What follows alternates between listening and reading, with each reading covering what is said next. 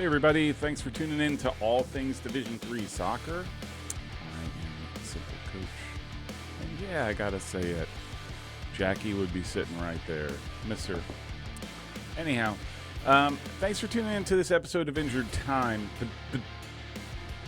The biggest news that has come out, I think, I mean, it's not even big news, but it's news, is the report by the Next Gen College Soccer Committee that U.S. Soccer sort of organized. And it was an effort, or is an effort, to address some concerns, some issues that many people seem to think that college soccer and college athletics is having. So I just wanted to sort of do a rundown because, I mean, it is interesting, albeit I will just say kind of underwhelming, especially for all of the hype it had and sort of what could be done, what couldn't be done. And I almost think it was like, hey, can we just get this done so that we can say that we wrote the report, even though I don't think they did. It strikes me as this was a consultant's payday and maybe a little bit of ChatGPT thrown in there to come up with some things, because it was, like I said, quite underwhelming. But I did want to jump into it and offer some thoughts as I go through. So let me pull this up, and there we go. So this is the report, the white paper that came out, which basically means nothing, that it is a white paper. There is no roadmap. There is no next steps really, other than more talking. But in fairness, right, college athletics has been undergoing a lot over the past number of years. I'll just say the structural importance of the NCAA has been greatly diminished. Schools are being handed a lot more influence and power, and ultimately what I think is happening is that there's this two-tier system within the NCAA, which is like these super elite schools that make a lot of money on athletics, football and basketball in particular. Obviously, you've read the reports. They can pay their athletes crazy amounts of money. They can do their own deals, and really the NCAA is just sort of there on the sidelines, just trying to figure out what its role is. And so U.S. Soccer just decides to step into the breach. And why did they step into the breach? I think there's one main driver, and I think there is a legitimate concern that these revenue sports like football and like basketball are going to be supported at the cost of non-revenue sports. And for as much as we love the game and as much as we think it's the bee's knees, college soccer, among others, are not revenue-generating sports. They don't make money. In fact, dare I say, they probably make, even at the biggest programs, they lose millions, a couple million. I saw an estimate for Ohio State where they're losing $1.5 million. So there's some jeopardy at play here. Like, do these programs have have a future, and how's that going to look, and how's that going to be aligned with what everyone would wish would, I think, which I don't understand, U.S. Soccer would step in and be involved. And I think this is a little sort of a cursory effort to show that. But I also realize that it's a lot more complicated than that. So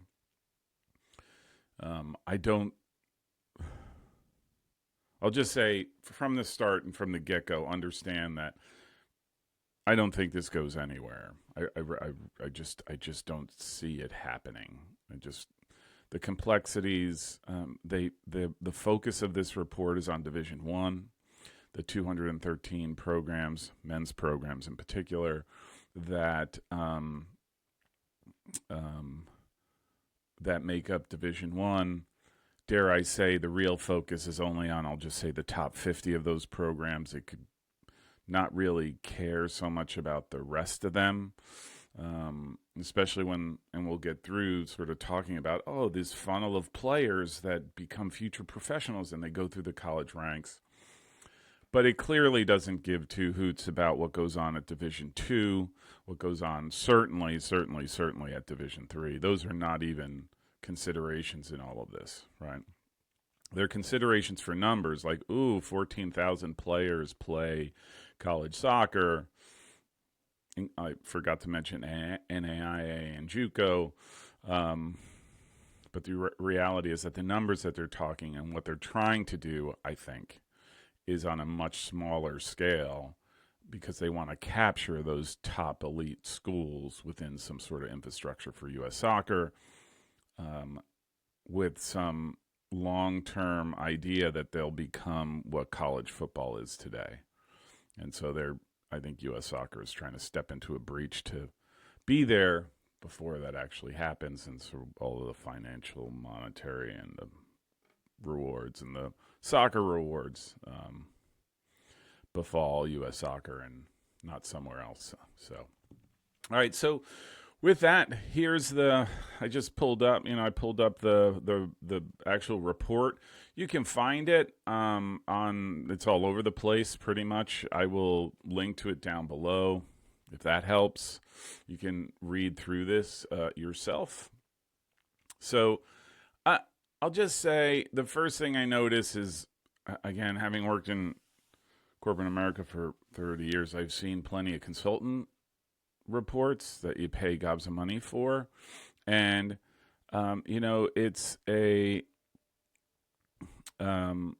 it is sort of very consultanty, right? The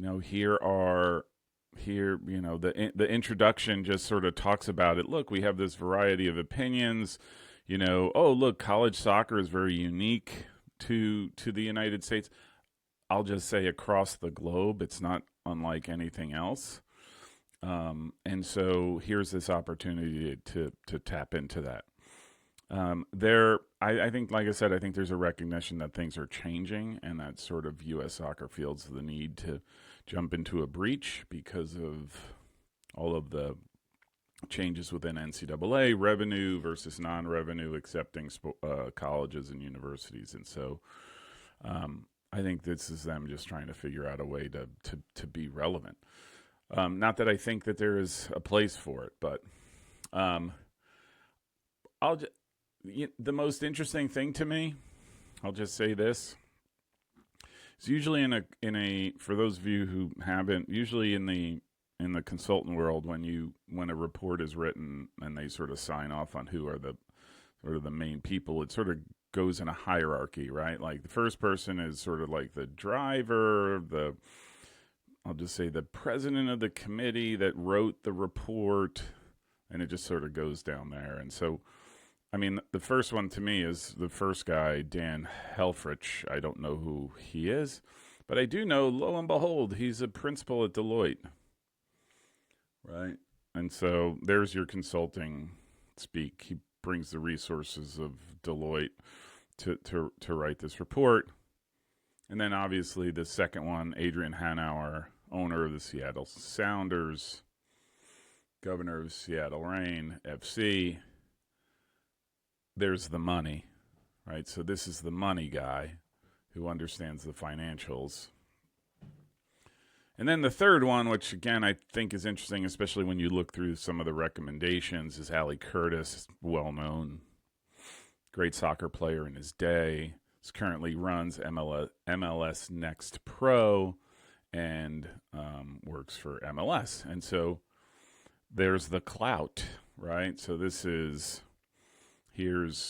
we have a consultant, we have money, and we have the professional clout. And that's what Ali Curtis represents. There are others there are others, oh, look, global sports partnerships, you have your marketing people. And, the first mention of college folks comes down to the director of athletics at Davidson, Chris Clooney, the president at University of Maryland, which is no surprise, Daryl Pines.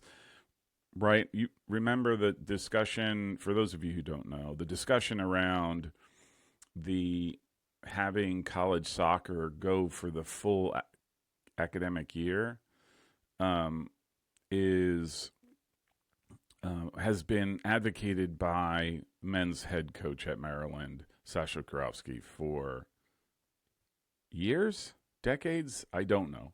So the fact that University of Maryland president would be there is no surprise. You have the USL folks who jump in with Jeremy Allenbaugh, who's the president of USL Championship. Some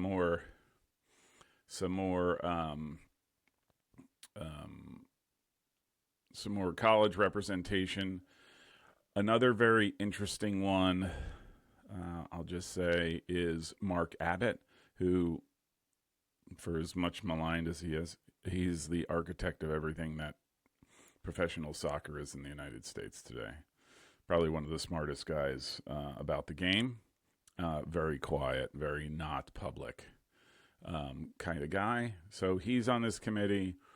And then the other one that I'll just say is Richard Motzkin, who is, for those of you who don't know, well-known player agent, part of the Wasserman Group.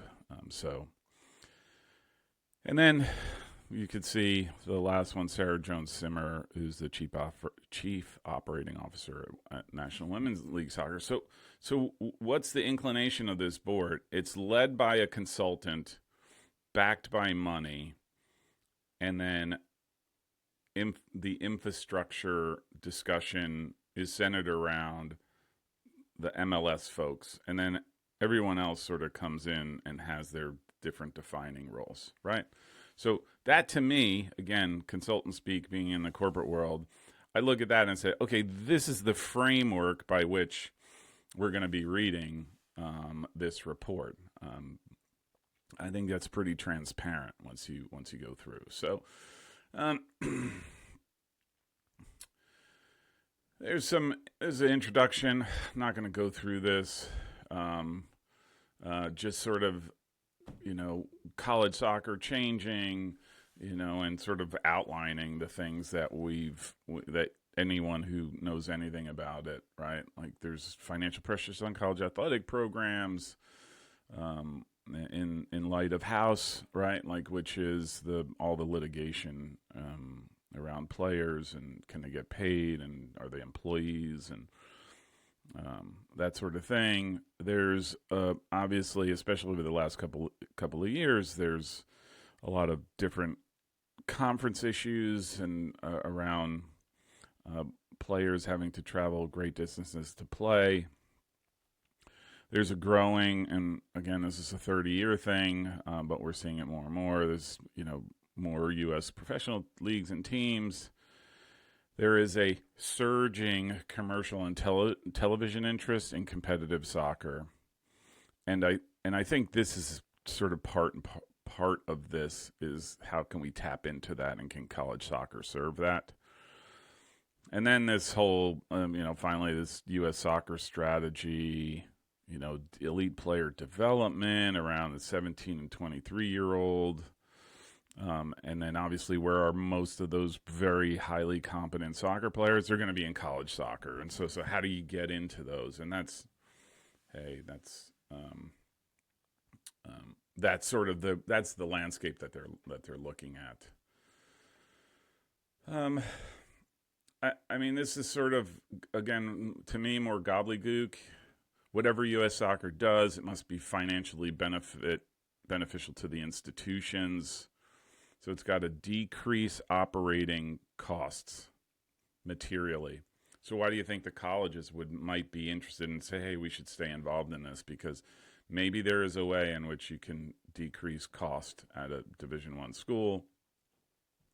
talk about player well-being. This is like the cornerstone of the argument to extend the college season the whole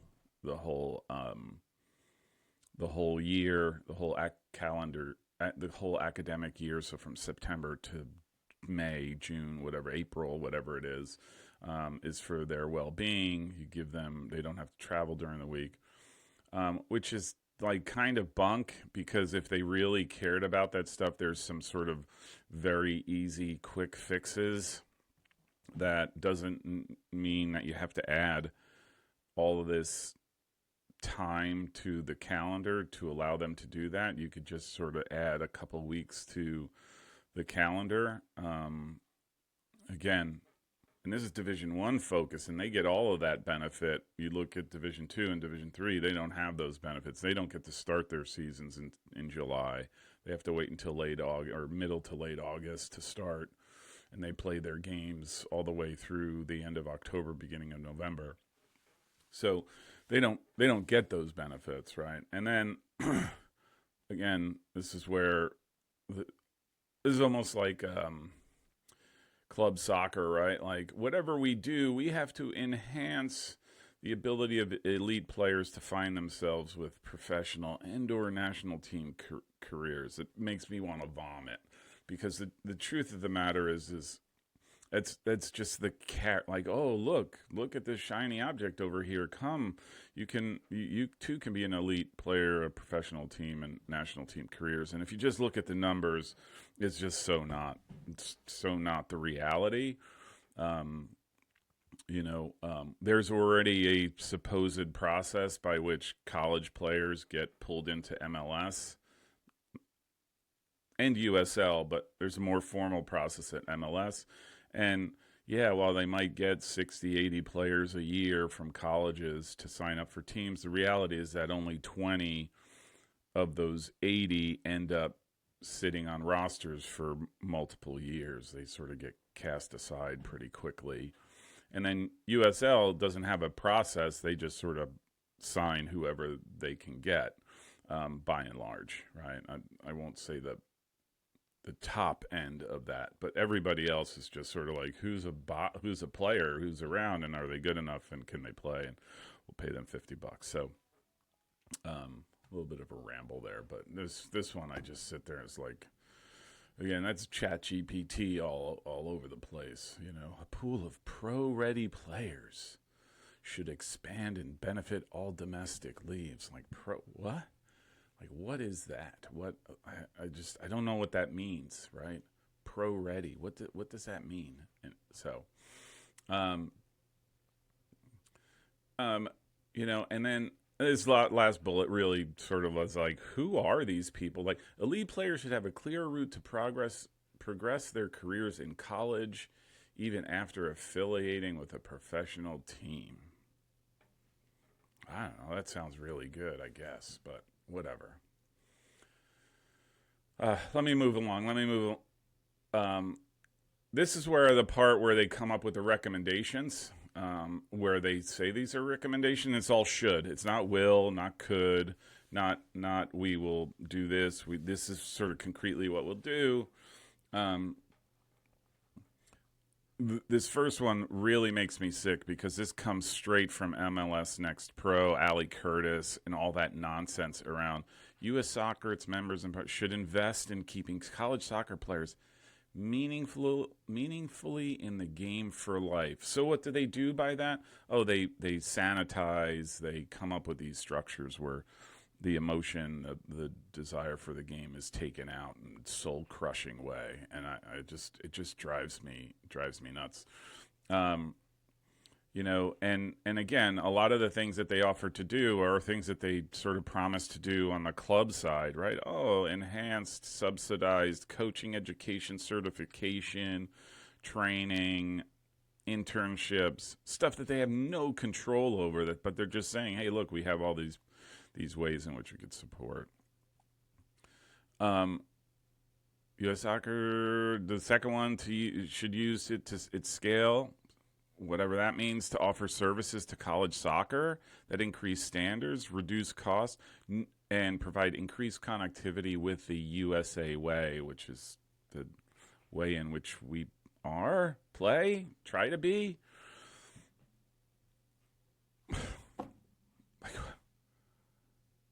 Why don't you just do it now? Why don't you just say, hey, these are our recommendations. U.S. Soccer is going to create a team that's focused strictly on working with college soccer programs. We're going to commit, making up a number, $1 million a year to this, and we're going to try to sort out ways. It's like, no. We should use our scale, not that we will, but we should. Maybe we could. I don't know. These things start tiring. No kidding. U.S. Soccer should intentionally expand its awareness of and engagement with elite college players and coaches. This is such nonsense because how they don't talk. It's not U.S. Soccer should expand its awareness of and engagement with college soccer programs. Like, they don't say, hey, we're going to go out and we're going to raise the profile of Duke or Stanford. No, they're just players and coaches, right? Because like there's only they're trying to dive into and get a piece of the pie, and there's no way that these U.S. Soccer engaging with college programs and elevating the status of those programs is going to help U.S. Soccer make anything. I know I'm really a little cynical about all this, but it is. Role of college soccer in player development pathways should be more formally tracked and communicated. So this is the part where I'm just kind of like, well, you sort of have a structure. You used to have the super draft and all that kind of stuff, and you used to go through this process of taking the best 50, 60, 70, 80 players and take them into, sign them with teams in MLS, and then over time, right, those college players never sort of materialized into anything, part because there's no enticement for them to stay, right? The financial benefits and rewards are not good enough. Second is, truth of the matter, most MLS teams, and dare I say probably USL teams, are looking for the most impactful players. They are not built for the development of players that come out of college who are just say 21, 22 years old and have sort of moved beyond that development stage and are now supposed to be full-blown professionals. There's no patience for it. There's no money for it. And so, whereas I think 15 years ago, 30 years ago, that was very real. I think there was a very real conduit from the NCAA, colleges and through the draft and players coming into MLS. Nowadays, it doesn't matter. When you only have, on average, 3 to 4 American players playing starting rosters in Major League Soccer. And I don't have the details on USL, so I'm not commenting so much on the USL. But, right, there's a minimization of of the need for U.S. players in Major League Soccer. And I've said it for the last 2, 3, I'll dare say 4 years, right? And this is the crux of the issue. And I think when we talk about even things like the U.S. national team, part of the problem is that U.S. soccer players, whether they're collegiate or professional or what have you, their role is being minimized in what's supposed to be a platform for those players to develop. And that's Major League Soccer. And we could discuss the merits of that. I totally get it, right? Are they good enough? Maybe, yeah, that's part of the problem. No, they're not good enough. But again, the incentives for Major League Soccer, and probably USL as well, are how do I get the most competitive team out there? And by and large, it means not having U.S. players. So, um,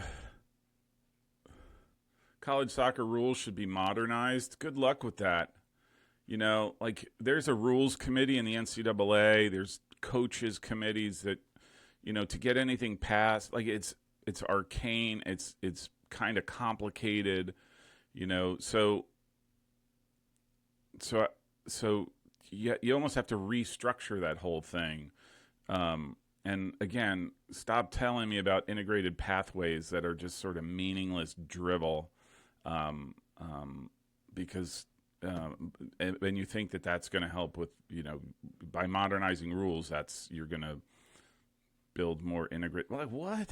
Like Chat GPT. This is probably the most interesting thing. And again, right? Hey, let's take a look at over 23 players and international players. And I just in college competition, in broader competitions like U23s and the men and women. And they're trying to strike a balance here, right? This is where the college presidents are kind of like, or the college president and maybe the, like, there's a very real financial funnel that comes from international students. And so you can't cap that. You can't sort of take a hard stand against, hey, no international players, or we're going to reduce them by a third. Like there are financial considerations with foreign students, period. And I'm not saying that's a good thing or a bad thing. I'm just saying, like, that is a big driver for a lot of schools, is the international presence and the financial benefits that come with it, largely because they, to one degree or another, pay full tuition. And I think that's a consideration that has to be taken into account. And again, I find it interesting that this is just an amorphous category, and it doesn't talk about sort of the complexities that's involved, and what does that mean for Division II and Division III, right? Sort of all of these guys sort of, you know, maybe not in the same rowboat, but definitely in the same pond. So, right, like you're impacting one impacts another, and you can't really strip away one or the other. And again, so coordinated scheduling and partnerships encourage. Why don't you just do it? Okay, so just find 10 games and say we're going to coordinate, and we're going to want we want to open a game with a college game or U.S. soccer. Like, do something. Like, no. So they just want to encourage coordinated scheduling and partnerships between national team, program, college, domestic, professional leagues to minimize mid-season player departures.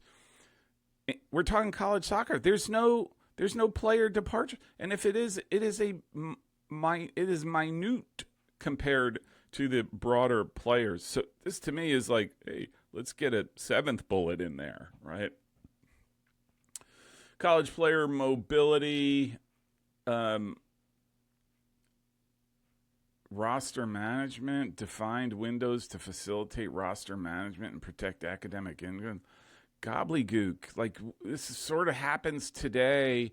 They might not like the way it happens, and again, talking about transfer windows,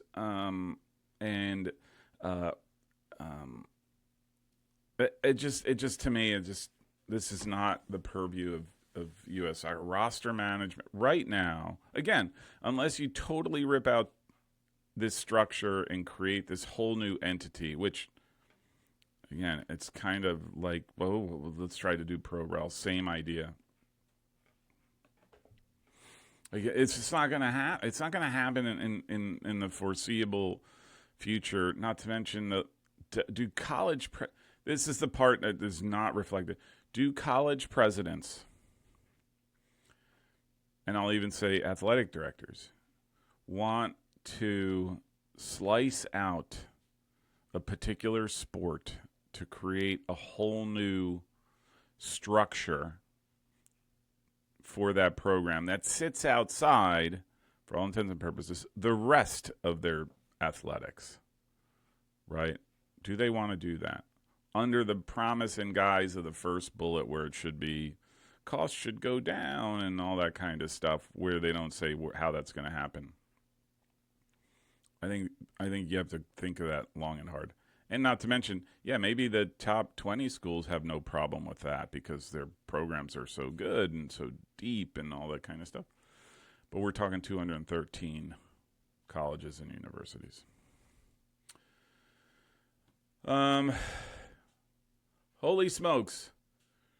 National championships. U.S. soccer should look to support, elevate, and grow awareness of the event, turning it into a larger celebration. Well, why don't you do it? Like, there's nothing stopping you. God, this is okay. Why hasn't it happened before? Why hasn't U.S. soccer done something around college? I would argue every level, right? Like if it is a collegiate championship for that division or NAI, like why hasn't U.S. soccer come up with something to provide that, to make it more of a college experience? I don't think there's anything stopping them. Wrap around, whatever. This is all TV speak. That's just not me. So, I do think some of the interesting structure things is I don't necessarily think it's new. I think there's been a lot of talk to this stuff.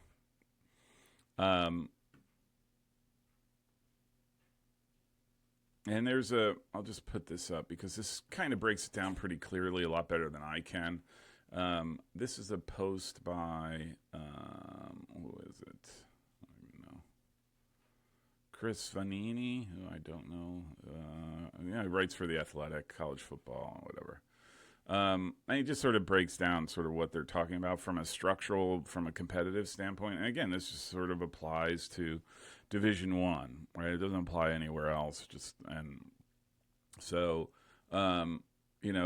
Like Sasha Karofsky and a few others have been advocating, they're going to extend the season from September to April, national championship in April and May. There's a break time in the winter to accommodate for foul weather.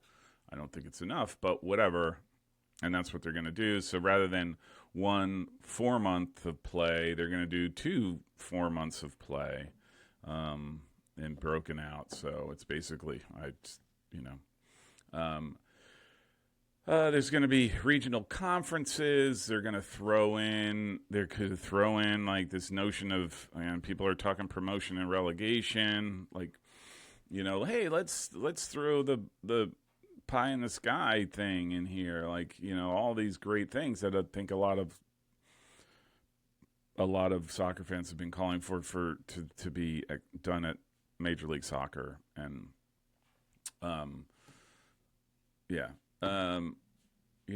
scheduling, it's going to look like Europe. That's college soccer is going to look like Europe. Some crossover games. They're going to play about 20 games, 18 to 22 regular season games.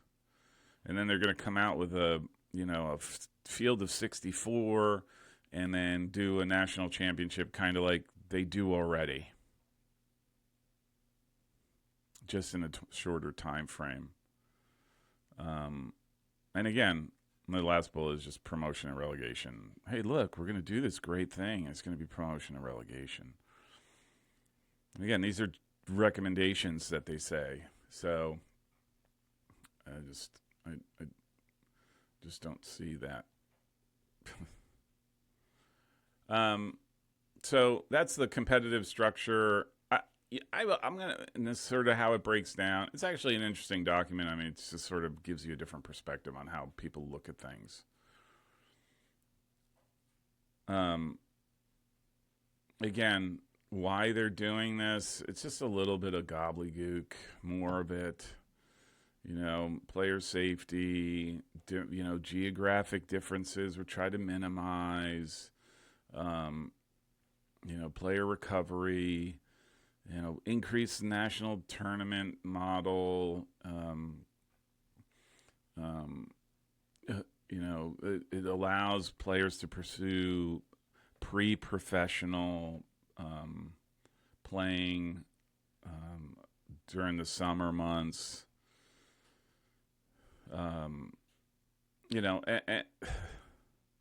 I think this is, it's funny. It's like, hey, we got to throw in something that we could show a benefit.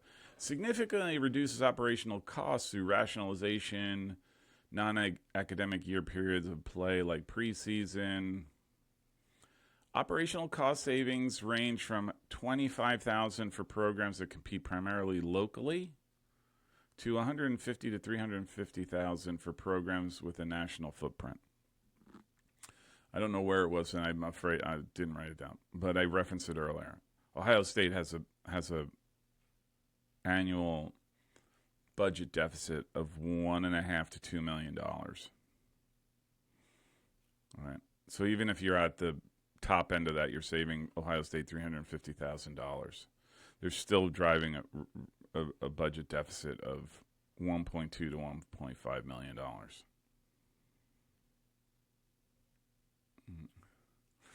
And it just popped into my mind. The funny thing is like one of the carrots that everyone says about these systems of, hey, you've given these player pathways and stuff, is the whole idea of like solidarity payments, and that's sort of not a one serious mention of anything remotely close that says, hey, I as a college program have a player that I've had for 4 years and has now just signed a professional contract. Am I going to get paid because I developed them for 4 years? Well, we can't. We're not going to talk about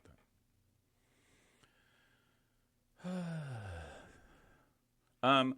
I will say one of the ones that I actually found the women's college soccer the more interesting piece. Again, it's still the same, but I think there's a rationalization to talk about what we can do on the women's side, because college soccer has been by and large, and it's probably changing a little bit with NWSL and all the women's soccer out there.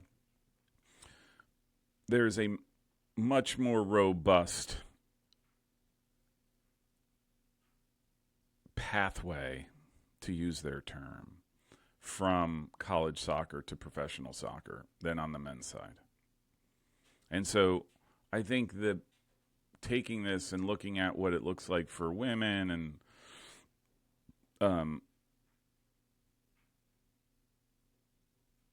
I just think it's probably more realistic to talk about some things that could be done.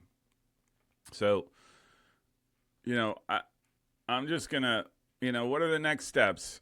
We will work collaboratively, and we will continue discussing with coaches and governing bodies and things like that. And they're going to try to work with people to come up with formal rule proposals that will be considered this fall. No, they won't. Like, it takes a long time for one rule, for one way. I'm just going to say for Division 3, because I'm familiar with and I have a lot of conversations around Division 3, but the same applies on Division 1. It took, I'm going to say 2 years, or even 3, to get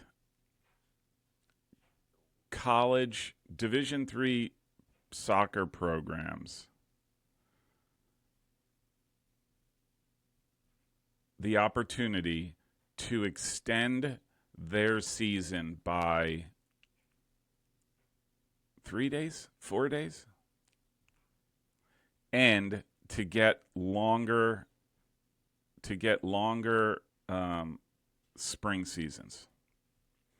It took 2-3 years, if not longer.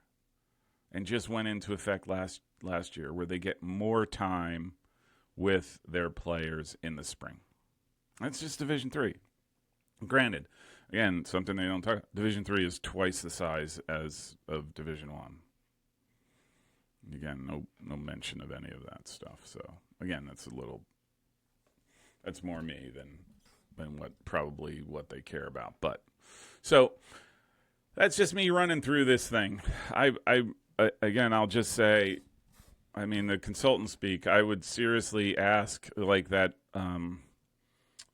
What company just recently got $400,000 back from, I think it was Price Waterhouse or somebody, because they basically wrote a report using ChatGPT, and so it shouldn't have cost nearly as much, so they got reimbursed for it. I would seriously ask if this was written by ChatGPT. The second thing I would just say is this again, I'm a sort of a doer, not just a hoper. So is any of this doable in the foreseeable future? To that, the answer is no, and despite them talking about 2026 World Cups and whatnot. The third thing, and they don't talk about, is the financial structure.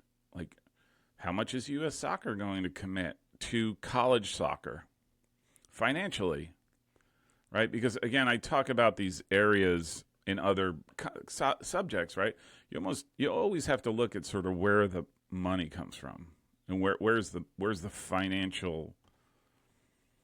real financial drivers behind this. And so in U.S. soccer, there's sort of three, and you look at professional soccer, right? Like MLS, like there's a big bucket of money.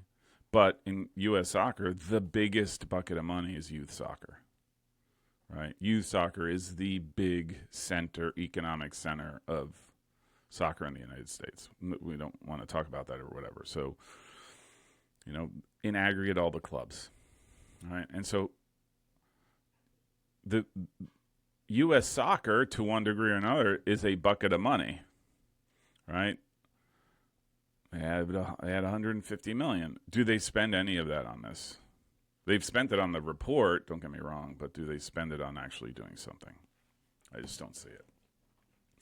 I'm actually going to do a second one of these, because I took this and I'm like, I'm going to do a show on just sort of, hey, if U.S. soccer were really interested in sort of doing something with the college game in an impactful, meaningful way, at these,